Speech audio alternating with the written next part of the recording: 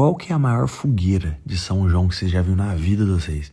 Por acaso vocês conhecem alguma cidade, no estado de vocês, cidade perto, ou na sua cidade, eles fazem fogueira grande? Porque aqui do lado de Canaverde tem uma cidade que chama Ingaí. É a maior fogueira de Minas Gerais. É uma das maiores fogueiras do Brasil. A fogueira tem 40 metros.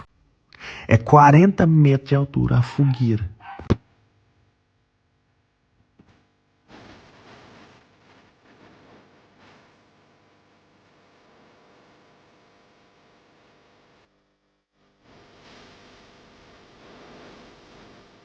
Eu joguei no chat GPT porque eu sou muito curioso.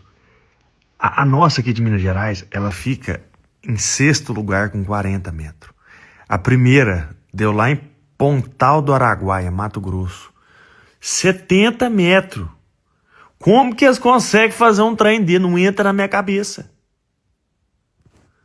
Mato Grosso, Paraná, São João, depois Jataí, Mato Grosso do Sul. Mas São João tá 2 vezes aqui, ué.